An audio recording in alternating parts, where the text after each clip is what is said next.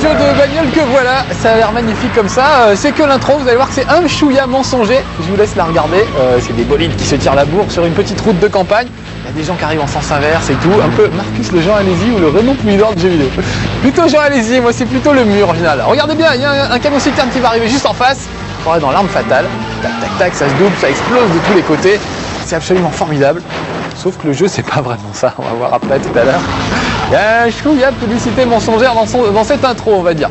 En tout cas, ça s'appelle Vanishing Point. Ça va s'écrire tout de suite, regardez. Voilà, VP, ça veut pas dire Very Important Personnalité, ça veut dire Vanishing Point.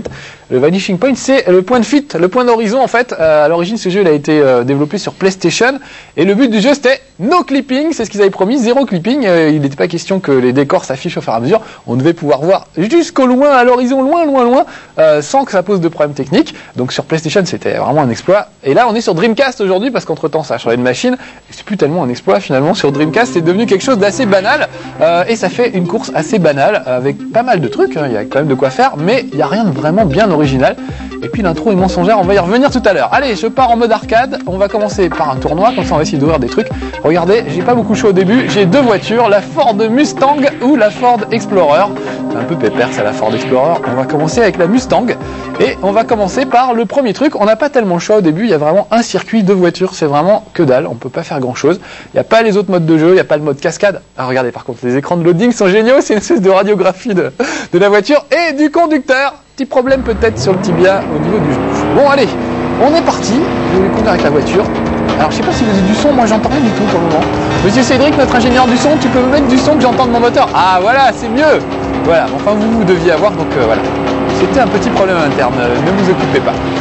Donc comme vous pouvez le voir, j'ai une voiture qui ondule de l'arrière fortement.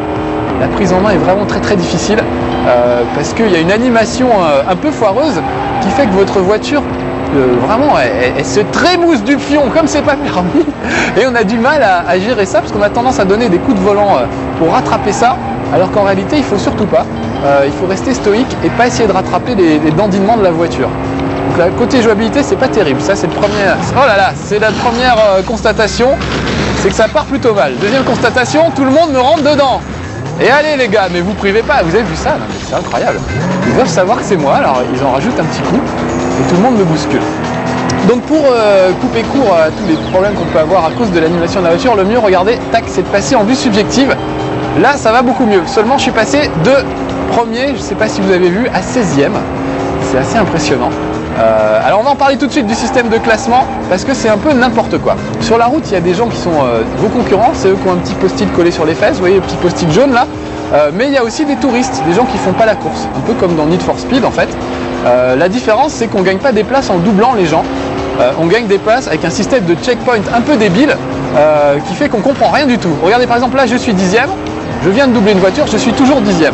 Alors, 9e évidemment, c'est juste pour me faire mentir. Là regardez, je vais doubler deux voitures, je suis 9e, nous sommes d'accord, ils participent à la course. Donc on pourrait se dire, je vais au moins arriver 7e si j'arrive à les doubler. Et en fait non, vous allez voir que non. Regardez, tac, je double les deux, et voilà. Et il ne se passe rien au niveau du classement, je suis toujours 9e.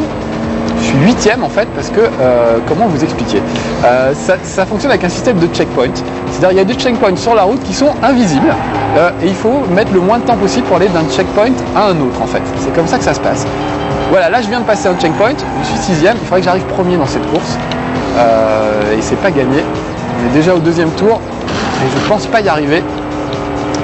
C'est extrêmement difficile parce qu'il faut être très concentré sur ce jeu.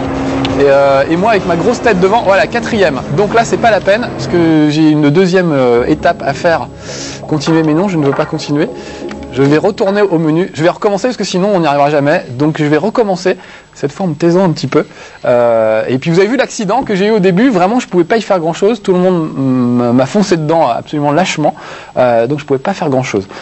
Si jamais vous vous retournez, vous pouvez appuyer sur une touche pour remettre la voiture au milieu de la route. Le problème c'est que les autres ils s'en foutent, ils vous rentrent dedans. C'est-à-dire c'est complètement injuste. Il y a des moments où vous vous retrouvez, vous venez d'avoir un accident, vous vous mettez au milieu de la route et avant que vous ayez pu faire quoi que ce soit, tout le monde vous rentre dedans. Alors ça c'est vraiment très mal fait et très injuste et vachement frustrant. J'adore par contre les écrans les écrans de loading. Bon, ce coup-ci, on va essayer de finir premier, et je vais essayer de bien vous expliquer le système de checkpoint. Voilà, regardez, temps à battre, il n'y a que ça qui compte en fait. 1 minute 49. Si je veux arriver premier, il faut que je fasse moins de 1 minute 49. Voilà, et il n'y a que ça qui compte en fin de compte. Vos adversaires, c'est juste des obstacles sur la route, et on peut pas, en fait, ils servent à rien, quoi. Ils servent juste d'obstacles, puisqu'on peut pas essayer de les bloquer, ça sert à rien, on s'en fout un peu de leur position à la fin. Et qu'ils soient touristes ou qu'ils soient concurrents, ça revient exactement au même. Ils sont vraiment juste des trucs pour vous embêter sur la route, et c'est tout. Ceci dit, ils le font bien, vous avez vu? Allez, un petit coup sur l'arrière de la carrosse. Bon, je vais me concentrer, je vais essayer de rester premier. Vous voyez, là, je suis premier, alors qu'il y a des gens devant moi. C'est vraiment bizarre, ce système de classement. C'est assez frustrant. Voilà, je suis troisième maintenant. Donc en fonction, encore une fois, le classement, c'est en fonction du temps que vous mettez entre les checkpoints invisibles. Donc c'est pas malin de les avoir fait invisibles. Parce que si au moins on les voyait, on pourrait voir. Je sais pas, il pourrait y avoir un temps qui s'affiche, où on pourrait comprendre en combien de temps il faut qu'on arrive pour battre leur corps. En réalité, ça s'affiche pas, c'est très compliqué. Donc voilà, le tout c'est de courir le plus vite possible, d'essayer de doubler tout le monde sans se poser de questions. Mais c'est frustrant parce que ce qui est génial dans une course, c'est de voir les autres, de se dire ah il est juste devant moi, je suis deuxième, je vais essayer de le doubler. Ah, j'aurais pas dû regarder. Alors regardez un autre truc débile, voilà, je ne peux pas longer, Ah, merde, ouais, j'étais grossier, ce qui m'énerve ce jeu. Je ne peux pas longer un rebord. Vous savez, d'habitude quand on se cogne à un mur, la voiture, on continue d'accélérer, elle frotte sur le rebord mais elle repart. Là, elle reste coincée contre le mur, comme Lara Croft, on va dire. Et il n'y a pas moyen de s'en dégager, il faut faire une marche arrière. Et faire la marche arrière, ça prend un temps infini. Et en plus, il faut repasser une vitesse pour repasser en marche avant. Donc vraiment, tout ça rend les choses extrêmement pénibles, extrêmement compliquées. Ce qui est dommage parce que a priori, il y avait de quoi faire avec ce jeu. Avec des touristes sur la route, des graphismes qui sont quand même pas mal. Je disais que c'était devenu de la routine, le fait de voir jusqu'à l'horizon sur Dreamcast, mais c'est quand même bien foutu. Même s'il n'y a pas beaucoup d'animation et si les décors ne sont pas très très originaux. Donc voilà, grosse déception, ça aurait pu être vraiment beaucoup mieux. Et finalement ça devient un truc assez banal. Si je me concentrais de ne pas avoir d'accident jusqu'à la fin du truc, 5ème c'est pas bien, il faudrait vraiment que j'arrive premier. Mais ça, vous avez du mal à comprendre ça, mais pour moi c'est extrêmement difficile. J'ai 2 projecteurs 2 x 4000 watts dans la tronche, là à l'heure où je vous parle, j'ai ma tête sur le circuit, je vous explique les trucs, et il faudrait que je me taise et que je sois juste concentré. Ça suffira pas, à la 4ème j'y arriverai pas, donc je recommence encore une fois, c'est la dernière, et puis... Espèce de menteur, t'as qu'un seul projecteur. J'ai 2 projecteurs, Pierre. Alors là, est-ce qu'on peut tourner une caméra vers les 2 projecteurs? Monsieur Franck, est-ce que tu... Ah, on me croit pas. Est-ce que tu peux montrer aux gens les 2 projecteurs qui m'éblouissent, s'il te plaît? Regardez monsieur Pierre Boulet, vous allez compter jusqu'à 2, d'accord? Avec moi, vous êtes prêts? Alors vous les gars, à la télé, vous allez être éblouis totalement. Pendant ce temps-là, j'en profite pour avancer dans les menus et relancer mon truc. Voilà. Est-ce qu'on les voit, les projecteurs? Les 2. On peut les compter? Un jour, on fera comment on appelle ça? Un making-of de Level 1. Vous verrez dans quelles conditions on tourne. Ça marche pas? Il dit 1000 kilos. C'est ça, Franck? 1000 kilos, c'est de la lumière, c'est pas le poids. Ah, regardez les 2. Pierre, tu vois combien de projecteurs, là? Voilà. Ah, je suis vengé. Bon allez. Il y a un effet c'est pour ça qu'on en voit 2, mais sinon... Ah d'accord, c'est ça.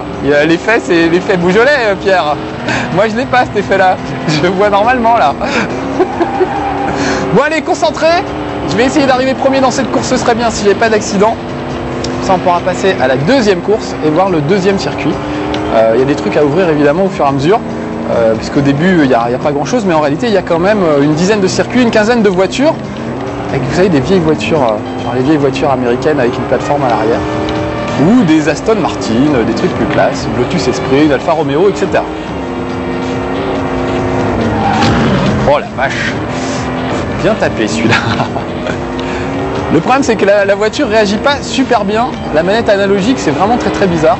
Soit vous la mettez à fond et là ça dérape, ça part tout de suite en dérapage, soit vous tapotez un petit peu et ça braque presque pas.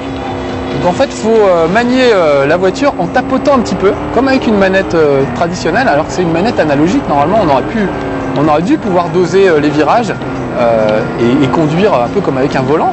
D'ailleurs on peut utiliser le volant pour ce jeu, je ne l'ai pas fait mais ça aurait peut-être été mieux avec le volant, notez bien. Encore que j'ai un doute parce que vu comment la manette est gérée, je suis pas sûr que ça soit bien au volant. Donner des petits à-coups avec un volant, ça doit être pire encore. Oh là là, j'étais si bien parti, qu'est-ce que c'est que ce dérapage de daube? Allez, demi-tour. Voilà, allez, on repart. Tac.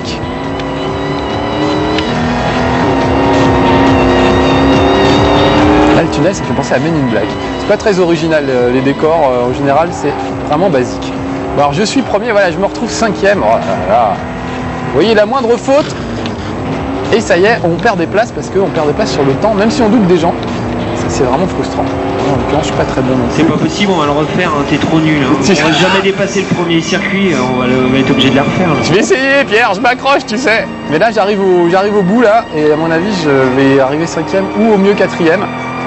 Et il aurait fallu que j'arrive premier si je voulais ouvrir quelque chose. J'aurais dû amener ma carte mémoire.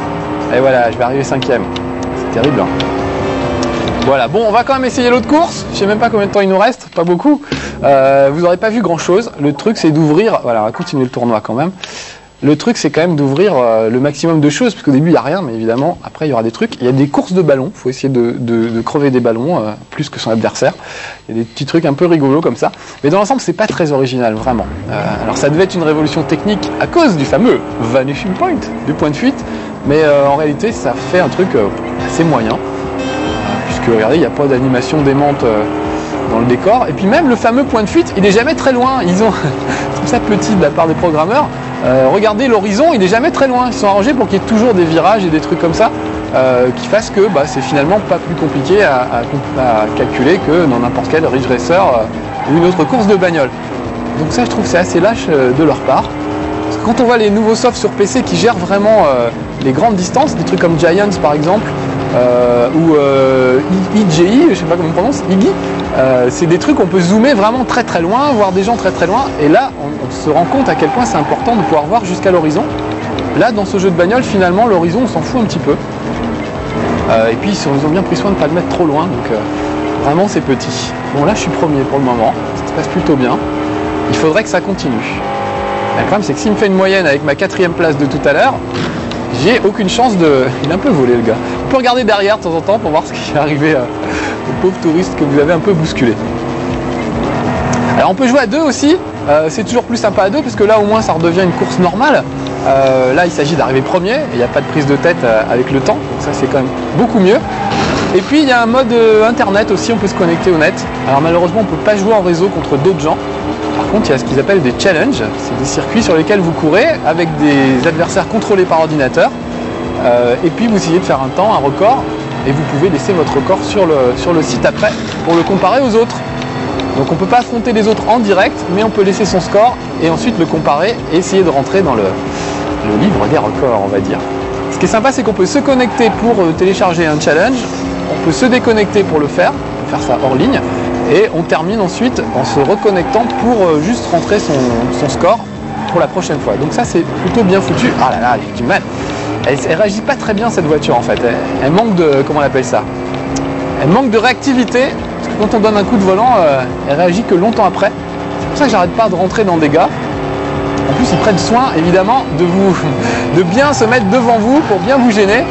Qu'ils soient touristes ou que ce soit des concurrents, à chaque fois ils le font exprès. Ils se mettent vraiment pile dans votre trajectoire pour que vous leur rentriez dedans. Je suis toujours prompt pourvu que ça dure. C'est ça qui est frustrant, c'est qu'on ne sait pas vraiment quoi. Jusqu'au prochain checkpoint, on ne peut pas savoir. Voilà, là j'ai fini premier, c'est un petit peu mieux. Je suis désolé, d'habitude la première course ça se passe plutôt bien. Donc normalement, vous avez terminé le tour 1, formidable. Vous avez débloqué un nouveau véhicule. Bah alors, pourquoi je me prenais la tête? Je pouvais arriver 4e, finalement elle m'a fait une bonne moyenne. Donc je vais pouvoir passer au tour 2 avec un nouveau véhicule. Il y a des bons ralentis. On n'a pas trop le temps, je voudrais bien qu'on voit vite un autre circuit, donc on va passer le ralenti. Ça devient classique, hein, le coup des ralentis. Voilà, j'ai fini le tour 1 et j'ai débloqué quoi comme véhicule? J'ai le droit de voir. Ça va être la surprise aussi. Bah non, mais je veux pas le ralenti. Oh là là là là. Et oui, c'est sous mon coude, alors forcément je ne vois pas les menus. Je veux retour au menu, s'il vous plaît, monsieur. Voilà. Ah là là, c'est dur la vie d'un gars qui fait level 1, je vous le dis. Pili et Pilote peuvent en témoigner. C'était très dur pour eux, ils ont reçu des mails incendiaires. Ah bah vous avez été dur avec eux d'ailleurs. Je tiens publiquement à exprimer ma solidarité avec mes amis Pili et Pilote qui avaient fait un level 1 pour me faire rire et que vous avez incendié, bande de hooligans. C'était pour rire évidemment tout ça et ça faisait bien plaisir moi je trouve de les voir faire un level 1. Puis pourquoi pas, après tout j'ai pas le monopole des level 1. Donc on va continuer. Voilà, ça y est, j'ai mon Ford Ranger, regardez. La vieille bagnole. Ça va être bien. Et on va faire, est-ce que je peux choisir une autre épreuve? Et non, si je prends, oh là là, ça m'énerve ça. Si je prends cette voiture, j'ai pas accès au nouveau circuit en fait. C'est classé par voiture, c'est un peu compliqué. Donc voilà, on va faire les autres étapes. Voilà, en fait, je suis fatigué, j'ai même pas envie de vous expliquer. Enfin, vous voyez, c'est des petits trucs tordus, il faut ouvrir les choses au fur et à mesure. Ça se passe plutôt bien, la difficulté est plutôt bien dosée, donc c'est pas trop énervant, on arrive à ouvrir tout ça au fur et à mesure. C'est des petites règles, c'est comme Gran Turismo, ça m'énerve, les trucs, on peut pas participer à des courses parce qu'on n'a pas la bonne cylindrée de voiture et tout ça. Je trouve ça un peu pénible. Moi, je préfère les trucs genre Ridge Racer et tout ça. Bon, et en plus, tout ça pour revoir le même circuit qu'au début, parce qu'il y aura que la 3e étape du parcours qui sera différente. On l'aura bien vu, le circuit du canyon, hein. Merci Marcus. Bon, en tout cas, je vais un petit peu plus vite là ce coup-ci. J'espère que ça va bien se passer. Ah oui, je disais que c'était de la publicité mensongère. Regardez, il y a un petit bus là, mais il n'y a jamais de camion-citerne sur la route. Ça n'arrive jamais, contrairement à ce qu'on vous fait croire dans l'intro. Et surtout, il n'y a personne à contresens. Donc du coup, c'est un peu... on a l'impression qu'on va jouer à des super poursuites de voitures, genre l'arme fatale. Et puis en fait, on se retrouve avec une course de voiture. Tout ce qu'il y a de classique, c'est bien moins excitant par exemple qu'un Need for Speed ou ce genre de truc. Où il y a effectivement des touristes sur la route, la police qui vous court après, etc. Donc voilà, l'intro, faut pas trop croire l'intro, elle est super jolie et super fun. Mais en fait, elle représente pas tellement le jeu, ce qui est quand même dommage. Bon, j'en suis où moi de ma petite étape? 3e. Allez, on va essayer de doubler les jours, finir au moins sur un score de premier, ça m'aurait fait plaisir. Voilà, Probs, ouais, génial. En plus, il va être l'heure de se quitter. Si je pouvais rester premier jusqu'au bout de Level 1, ça me ferait tellement plaisir. Mais non, monsieur avec sa voiture rouge de M'as-tu vu essaye de m'envoyer dans le décor. Bon, enfin voilà, vous avez compris l'idée avec Vanishing Point, c'est assez moyen finalement, plutôt décevant. Si vous êtes accro vraiment de course de voiture, bah ça en fait une de plus, c'est toujours ça de prix, on sait bien comment ça se passe. Voilà, et vas-y que je te retourne, ça m'énerve. Si vous êtes comme moi plus exigeant et que vous avez envie surtout de trucs très fun et de pas trop vous prendre la tête, bah, il vaut mieux l'éviter. Voilà, c'était mon avis sur Vanishing Point sur Dreamcast, ça existe aussi sur PlayStation, je l'ai pas vu, je sais pas ce que ça donne. Voilà, gros bisous à tout le monde, soyez sages, à bientôt pour un prochain Level 1. Salut Jean Lazy.